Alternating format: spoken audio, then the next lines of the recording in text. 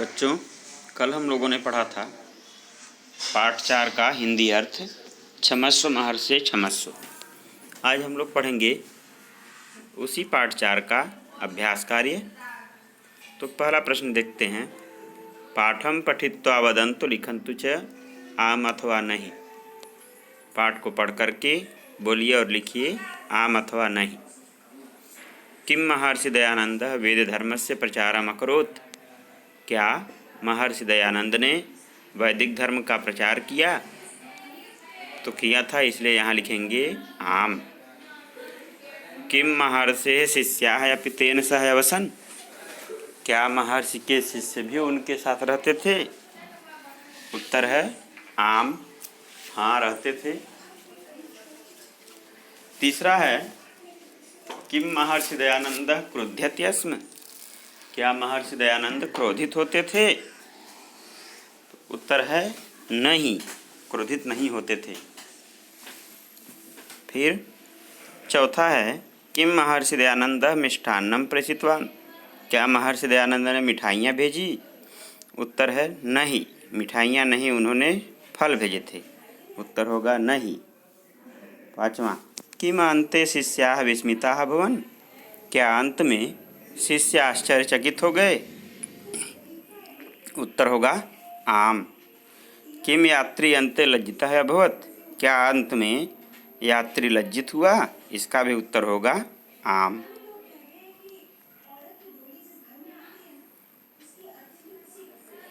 तो पहला आम, दूसरा आम, तीसरा नहीं, चौथा नहीं, पांचवा और छठा आम। प्रश्न 2 मंजूषायां प्रदत्तपदैः अव्ययपदैः रिक्तस्थानानि पूरयन्तु। मंजूषा में दिए गए अव्यय पदों से खाली जगह को भरना है।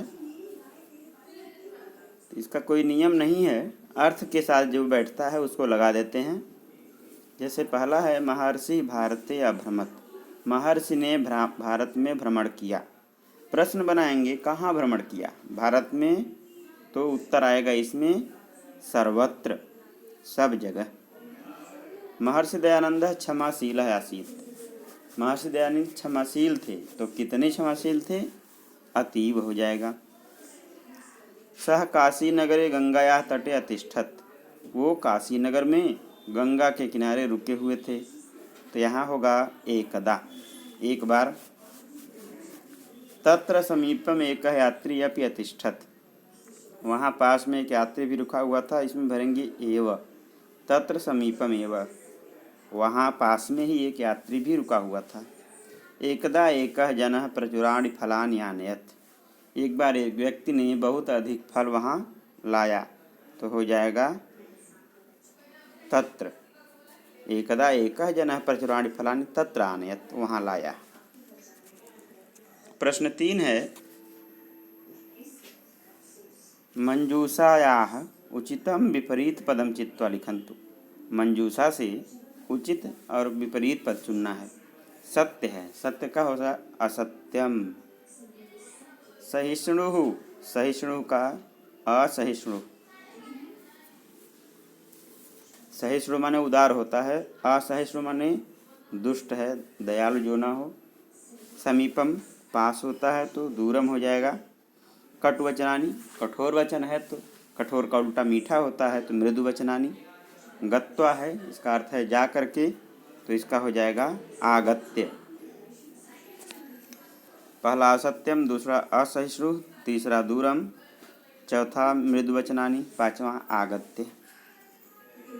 प्रश्न 4 एतेषां प्रश्नानाम् उत्तराणि एक पदेन वदन्तु लिखन्तु च।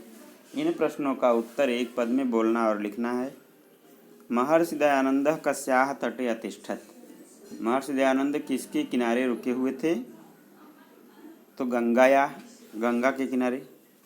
अन्यस्मिन् कुटीरे कः वसति अस्मिन्। दूसरी कुटिया में कौन रहता था? तो यात्री हो जाएगा। अपराधी का आसीत्, अपराधी कौन था? इसमें भी यात्री हो जाएगा। फलानि कीदृशानि आसन्। फल किस प्रकार के थे? तो मधुराणि हो जाएगा, फल मीठे थे। दयानंद फलानि कस्मिन् बध्नाति। दयानंद ने फल को किस में बांधा? तो वस्त्रे। शिष्यः तत्र गत्वा कथयत् अत्र अव्ययपदं किम्। इसमें अव्यय पद क्या है तो हो जाएगा तत्र। पहला गंगाया, दूसरा यात्री, तीसरा यात्री, चौथा मधुराणी, पांचवा वस्त्रे, छठा हो जाएगा तत्र। प्रश्न 5 है एतेषां प्रश्नानाम् उत्तराणि पूर्ण वाक्येन वदन्तु लिखन्तु च। इन प्रश्नों का उत्तर पूर्ण वाक्य में बोलिए और लिखिए। पहला महर्षि दयानंदः काले काः कुरीतयः व्याप्ताः आसन्। महर्षि दयानंद के समय में कौन सी बुराइयां फैली हुई थी? तो महर्षि दयानंद से काले समाजे स्त्री शिक्षा, बाल विवाह, जाति प्रथा इत्यादयः कुरीतयः प्रचलिताः आसन्। महर्षि दयानंद से काले समाजे स्त्री शिक्षा, बाल विवाह, जाति प्रथा इत्यादयः कुरीतयः प्रचलिताः आसन्। दूसरा महर्षि दयानंद किमर्थम भारते सर्वत्र अभ्रमत्। महर्षि दयानंद भारत में चारों तरफ क्यों घूमे? तो महर्षि दयानंद भारते वेद धर्म से प्रचारार्थम और कुरीतयः निवारणार्थम। महर्षि दयानंद भारते वेद धर्म से प्रचारार्थम और कुरीतयः निवारणार्थम सर्वत्र अभ्रमत्। तीसरा महर्षि शिष्येभ्यः सदैव किं वदति स्म। महर्षि शिष्यों को हमेशा क्या बोलते थे? तो महर्षि शिष्येभ्यः सदैव वदति स्म क्या? तूष्णीं भवत् चिंता मा कुरुत। महर्षि शिष्यों को हमेशा बोलते थे चुप हो जाओ, चिंता मत करो। जितेंद्रियः महर्षि किं करोति स्म। अपनी इंद्रियों को अपने वश में करने वाले महर्षि क्या करते थे? तो जितेंद्रियः महर्षि सर्वं श्रुत्वापि शान्तचित्तेन तिष्ठति स्म। पांचवा लज्जितः यात्री किम अकथयत्। लज्जित यात्री ने क्या कहा? तो लज्जितः यात्री अकथयत् अहम अपराधी अस्मि, भवान देवः कृपया माम दंडयतु। लज्जित यात्री ने कहा मैं अपराधी हूँ, आप देवता हैं, कृपया मुझे दंडित करें, मैंने अपराध किया है। शिष्याः क्रुद्धाः अभवन्। अत्र अभवन् इति क्रियापदस्य कर्तृपदं किम्। शिष्य क्रुद्ध हुए, यह यहाँ अभवन् क्रिया है, इसका कर्ता क्या है? तो कौन क्रुद्ध हुआ? तो शिष्य, तो कर्ता हो जाएगा शिष्याः। अब है प्रश्न 6 स्थूल पदमाधृत्य प्रश्न निर्माणं कुर्वन्तु। मोटे पदों को आधार बना करके प्रश्न निर्माण करना है। महर्षि दयानंद काशी नगरे, काशी नगरे है, नगरे है, सप्तमी एक वचन में है, पुल्लिंग है तो कुत्र या कस्मिन हो जाएगा।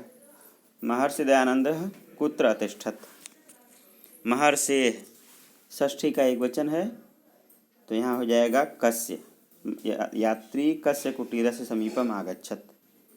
दुर्वचनानि बहुवचन है, नपुंसक लिंग है तो कानि हो जाएगा। प्रथमा का बहुवचन है तो दुर्वचनान की जगह पे कानि श्रुत्वापि महर्षि तूष्णीम अतिष्ठत। महर्षि दयानंद यहाँ पुल्लिंग है, प्रथमा एक वचन में है तो हो जाएगा कह। भारते है, पुल्लिंग है, सप्तमी एक वचन में है तो कुत्र या कस्मिन हो जाएगा। महर्षि कुत्र अभ्रमत। शिष्या है, प्रथमा का बहुवचन है, पुल्लिंग है तो के हो जाएगा, के विस्मिताः भवन। प्रश्न 7 है कहानी को क्रम से करना है तो यहाँ देखेंगे पहला हो जाएगा एकदा महर्षि दयानंद वेद धर्मम प्रचारयन् भारते सर्वत्र अभ्रमत्। पांचवा हो जाएगा पहला। फिर तीसरा हो जाएगा दूसरा एकदा सह गंगायाः तटे स्वशिष्यैः सह अतिष्ठत्। ये हो जाएगा दूसरा। पहला वाला हो जाएगा तीसरा तत्र समीपमेव एकः यात्री अपि तिष्ठति सह महर्षिं दुर्वचनानि वदति स्म। फिर हो जाएगा चौथा में महर्षि दयानंद तस्मै यात्रिणे फलानि प्रेषितवान्। पांचवा हो जाएगा अन्ते यात्री लज्जितः भूत्वा महर्षिं क्षमाम् अयाचत। मूल्यात्मक प्रश्न है एकदा एक बार स्वामी विवेकानंद महोदय अमेरिका देश के शिकागो नगर में लोगों को संबोधित कर रहे थे। वहाँ लोग उनका उपहास किए थे और उनको कठोर वचन बोले थे, किंतु तब भी वे अपने भाषण को पूर्ण किए। अंत में सभी लोग उसके भाषण को सुन करके प्रभावित हुए। यह सरलता का ही प्रभाव था। आप इस कहानी को पढ़ करके क्या समझे, 2 वाक्य में बताइए। गतिविधि है, महर्षि दयानंद के विषय में दूसरी सूचनाएं खोज करके कक्षा में चर्चा करें।